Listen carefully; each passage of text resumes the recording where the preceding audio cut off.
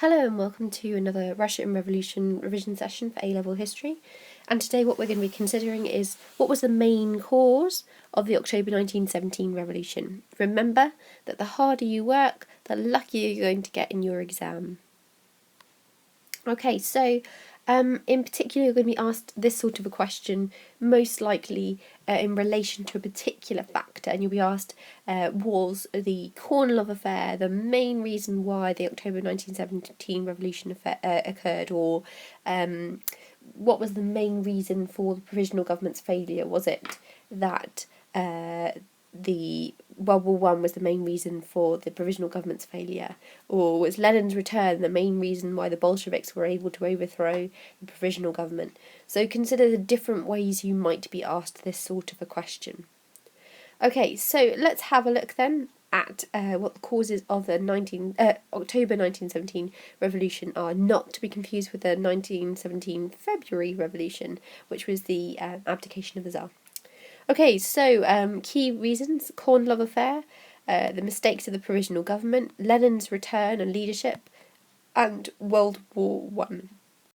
Bear in mind that a slightly different type of question, which would require a different angle and include Trotsky's military leadership as one of the key factors, which isn't discussed here, would be why were the Bolsheviks able to seize control in October 1917? So if you were looking at that, you would also need to discuss Trotsky's military leadership in particular. Very important, just pointing that out. Okay, so let's start by looking at the mistakes of the Provisional Government as a cause of the 1917 October Revolution. Okay, so mistakes of the Provisional Government. Well, there were many of them. They didn't deal with some of the crises that were facing the Tsar and caused his abdication. For example, the crisis in the countryside where peasants were grabbing land. For example, in June 1917, just that month, there were 700 complaints of attacks on property by peasants. It was widespread problem in the countryside. The peasants had hoped that when the Provisional Government took power, they would deal with a crisis and they would give them the land that had been promised to them.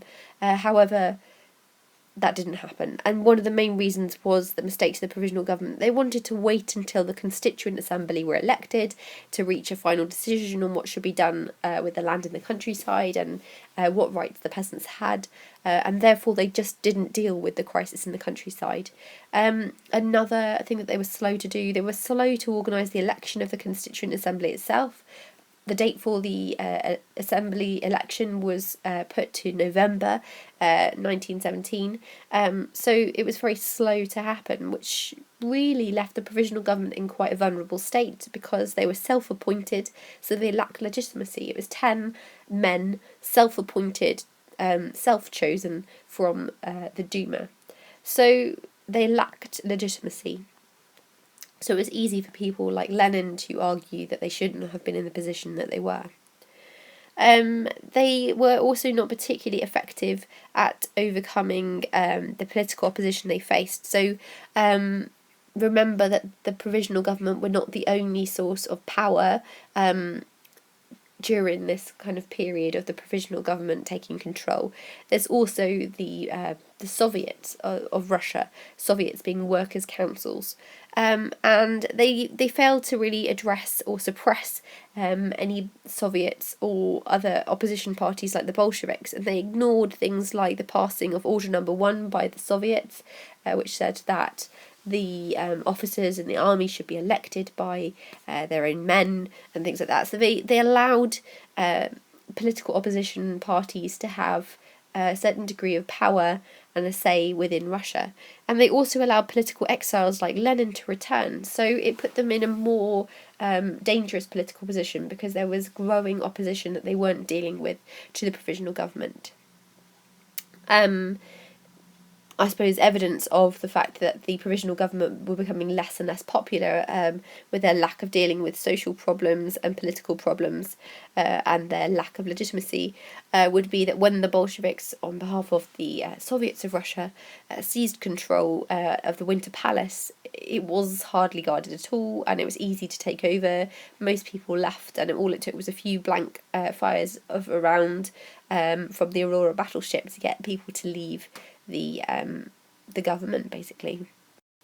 So was this the main cause of the October Revolution? Well, it's definitely an important cause. It shows that the group who was in power lacked legitimacy. It lacked the ability to deal with the problems that faced the country, and it didn't deal with the political opposition it faced, and therefore this made it incredibly much more likely, and it's a catalyst. It produced the kind of atmosphere where revolution is more likely to occur. Okay, so what about Lenin's return? Was that a cause of the October 1917 revolution? Well, yes, it's definitely a cause.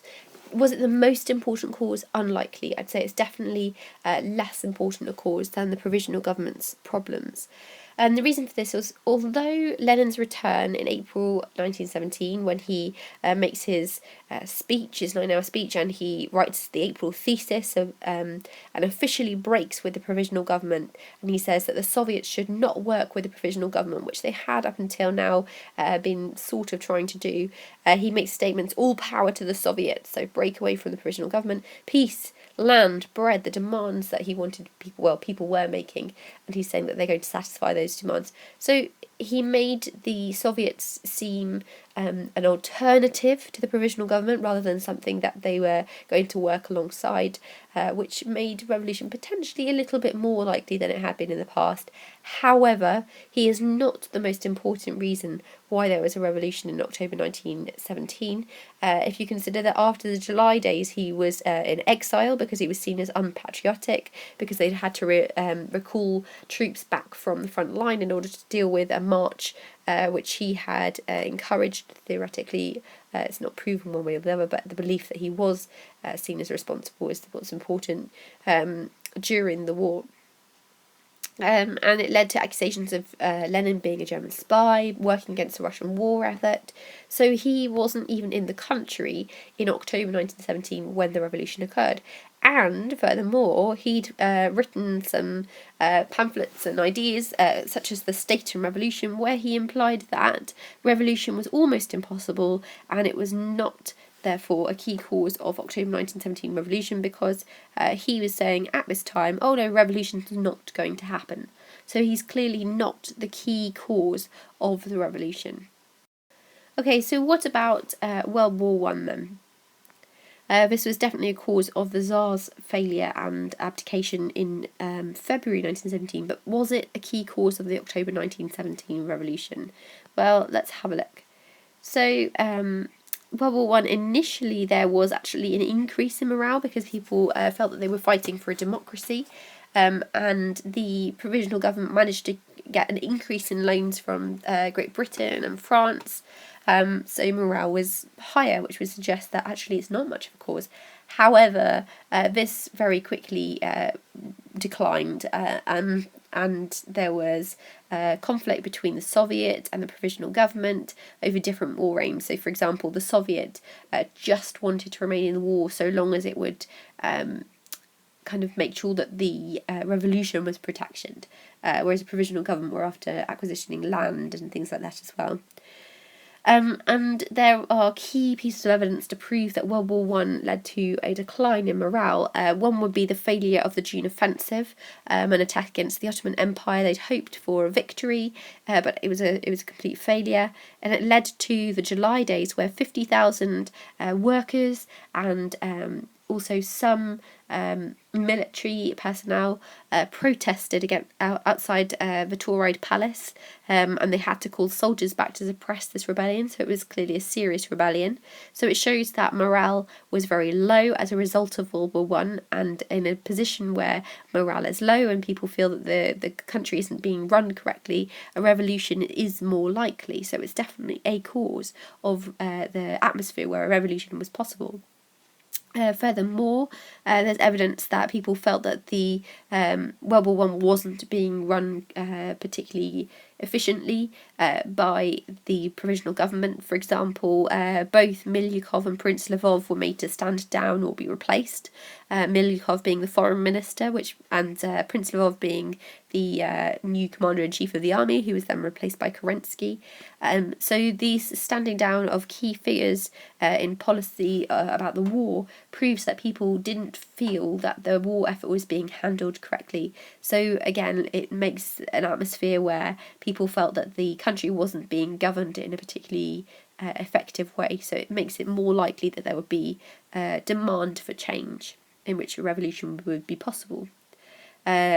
Again, something else would be the Provisional Government failed to intervene when the Soviets passed Order Number 1, where people could elect their officers, and that might actually have affected the expertise of the fighting troops, because it wouldn't necessarily mean that the most qualified officers would be in charge.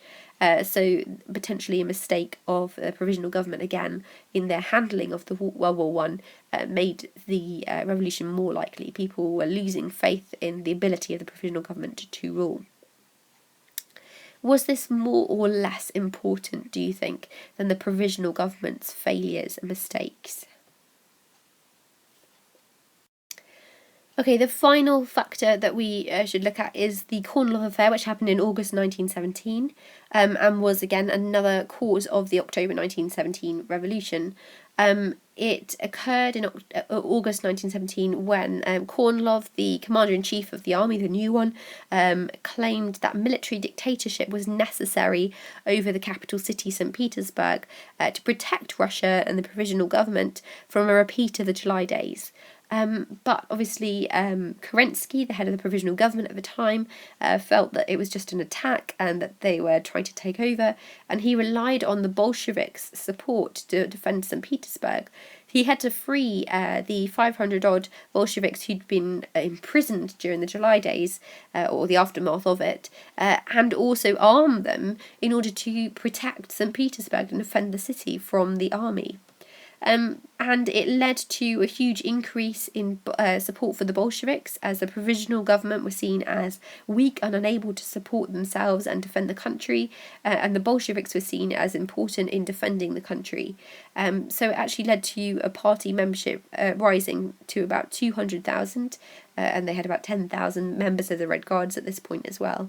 So this shows that the October Revolution was more likely because there was growth in support of opposition parties such as the Bolsheviks and also the Soviets. So considering the factors that we've discussed, what do you think the main cause was of the October 1917 revolution? Have a go at ranking the factors in order of importance and writing yourself some link sentences, imagining you've written a paragraph on each one of these factors.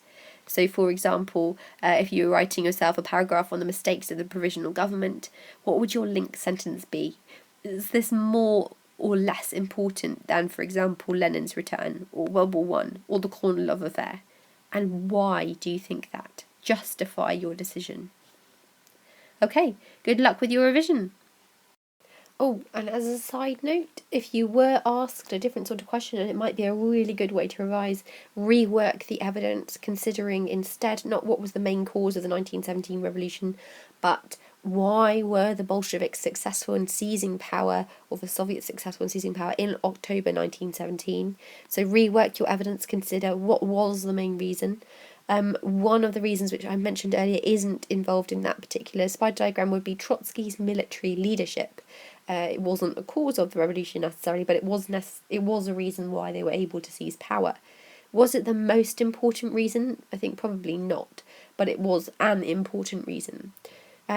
Trotsky was one of the key members of the three-man committee, the Troika, in charge of the Military Revolutionary Committee, and he was able to plan the logistics of the October 1917 revolution. So although Lenin did make the decision that one would happen, it would begin when he returns brutally and convinces the Soviet that that's what's going to happen. Or sorry, not the Soviet, the committee in charge of the Bolsheviks.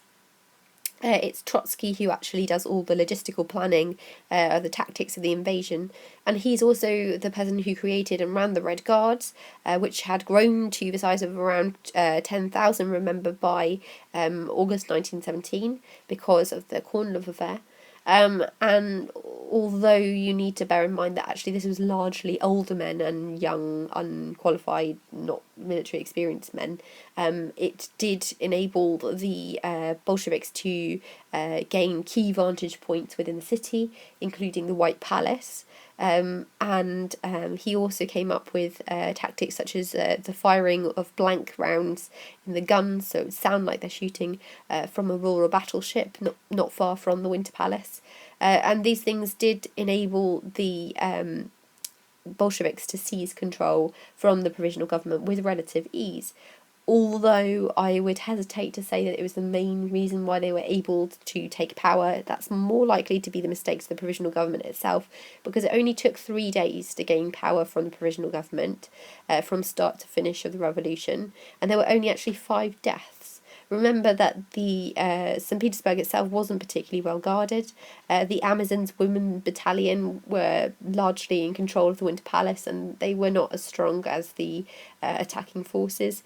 And potentially also they didn't have the will to defend the provisional government. Many people, when faced with a choice of fight or just go home, just went home. So potentially Trotsky's military leadership was important, but not as important as the mistakes of the provisional government in lack of defence of the Winter Palace, and also the declining morale and declining belief in their ability to rule. So just something to bear in mind. Good luck with your revision.